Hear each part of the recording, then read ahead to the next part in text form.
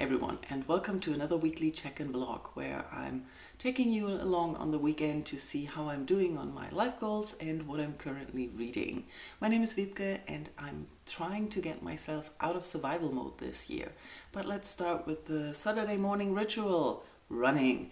And I did a thing. Today I'm starting a new training plan and I haven't been working with a proper training plan on my running in years probably, and I went and got a performance analysis so that I have an idea or have some data how to best use my heart rate personally adapted to me to improve my running. So now I have a 12-week running plan that includes a lot of more slow runs and slower runs than I normally run.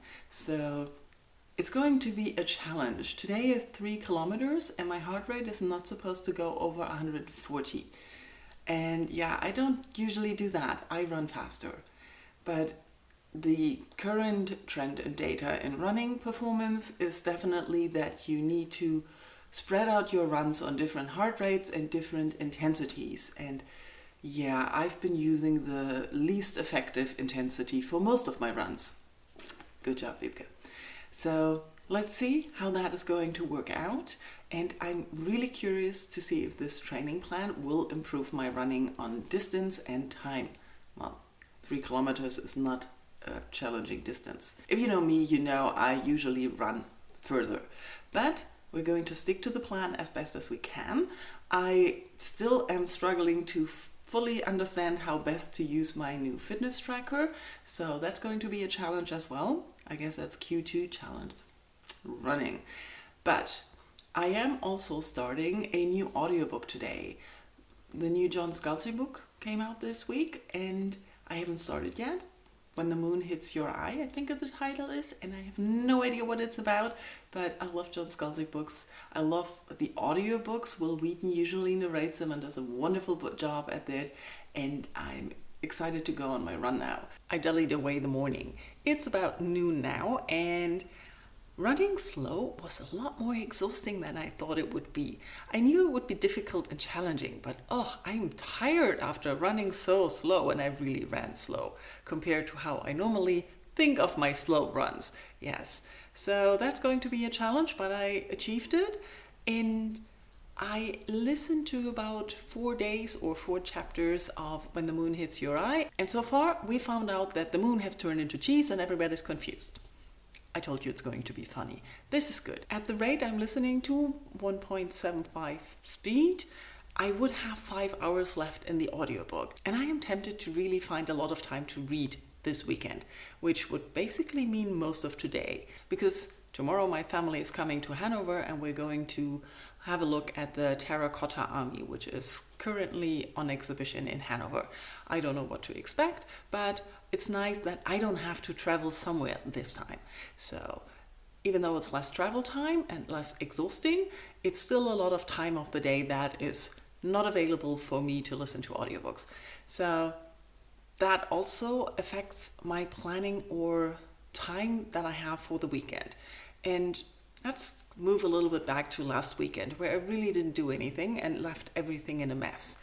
That continued throughout the week a little bit, or rather it started like that on Monday, that everything was off. So by midday I decided to take Tuesday and Wednesday off to deal with all the stuff that needed to be dealt with.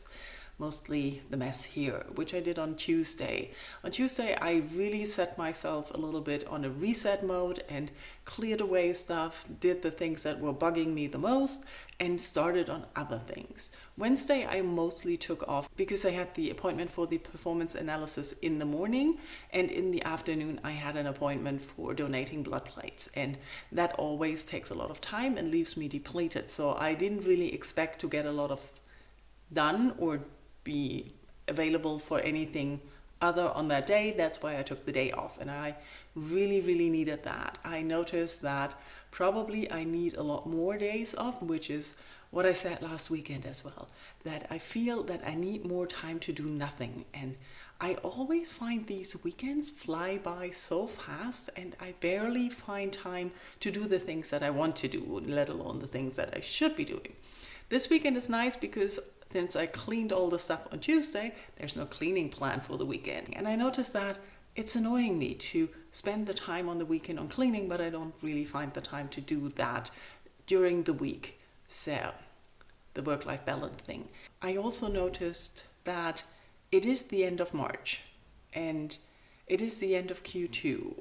And I've said this before, March has not been going well on my goals and on my tracking, and I'm a little bit unhappy with what I'm currently doing. I'm seeing progress on energy, but I feel like I've regressed in March again.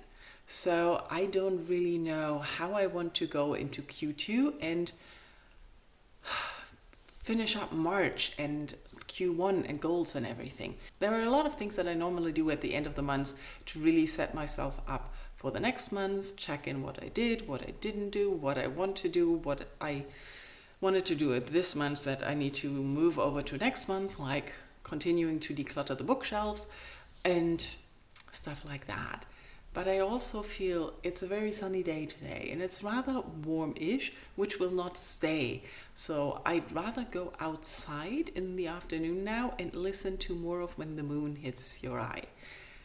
Yeah, it's a little bit outside of getting things organized and setting myself up for a better April, but also it's what I feel like doing. And there is the balance between I like to do what I feel like, but I also would like to do the thing that I feel I need to do in a grander scheme to achieve the things I want or have the general gist of moving forward in the right direction, which I didn't do in March. I feel like I moved backwards a little bit. So I spent the rest of the day outside, enjoying the sunny weather and the beautiful day, finishing listening to When the Moon Hits Your Eyes. Like I said, the story is basically following random people. It's counting down the days after the moon turned into cheese, and we meet random people all over the United States. Some we only meet once and others we meet on later days again. We see how they react to the moon turning into cheese and what happens to the world a little bit. And I really enjoyed this. It's very funny, it's very entertaining, it's normal people, it's just everyday life, no grand story aside from the moon turning into cheese, but it is really enjoyable to follow along, and it was very fast to listen to. And Will Wheaton did a wonderful job, as usual, narrating all the characters. And then the day was gone. I spent the rest of the day very tired on my couch watching while you were sleeping, and then we turned into summertime, and now I'm running late. It's Sunday morning. My family is arriving in about half an hour at the train station, and I need to get there. I did some reading in bed this morning. I'm currently reading Little Gods. I'm about 30% in, and I really enjoy how this is written. Every chapter is focusing on a different person or narrated by a different person, but the story is basically about Sulan.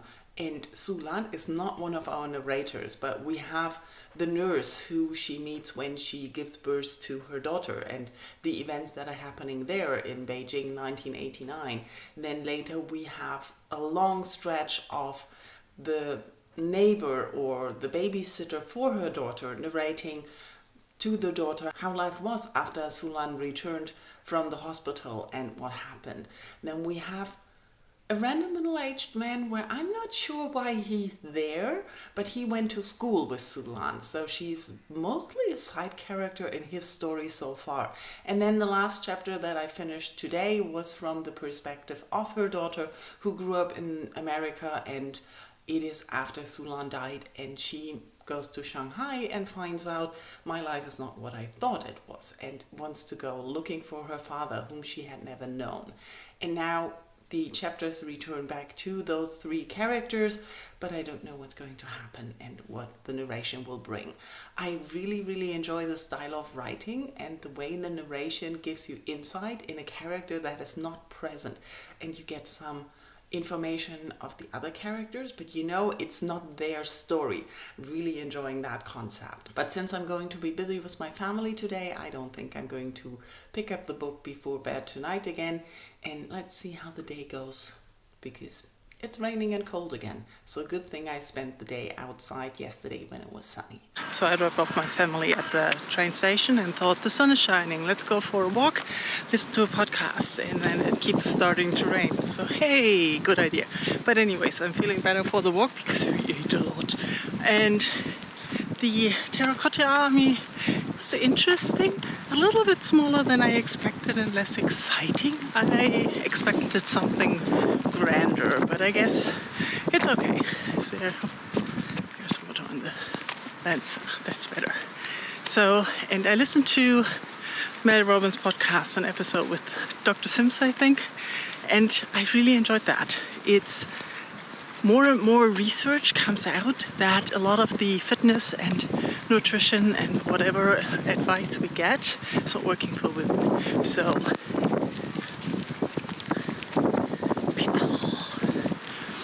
what they talk about in the podcast is how women's bodies need different things to exercise, different rules, different food, different eating habits than men, and that I've heard that a lot recently, that the intermittent fasting trend is going down, especially for women. It's not as successful as for men. And even for men, I heard that the long-term results are questioned currently. So, which is bad for me because I'm a natural intermittent faster when I can. So, yay. Another trend that I've been hearing a lot lately is that women need to eat before exercise. Not a lot, but just a little bit, because then our bodies work better or can get a better effect from the exercise, which is bad for me because I have to go to work too early and I have to take medicine before I eat.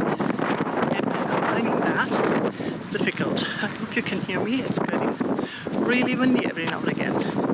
But anyways, what I really liked about the podcast is how it showed or explained that women's bodies need different things at different ages, and that we've all experienced that. A guy does the same routine you do, they make progress, you don't, and that's for reasons. So if you're interested in that and you've been like me, listening to all this stuff that's not been researched on women and it works on men, but you don't see the results that they do, check it out. Other than that, I'm going home now, doing nothing else, ending the vlog. Let me know how your weekend was. What are you reading? What are you doing?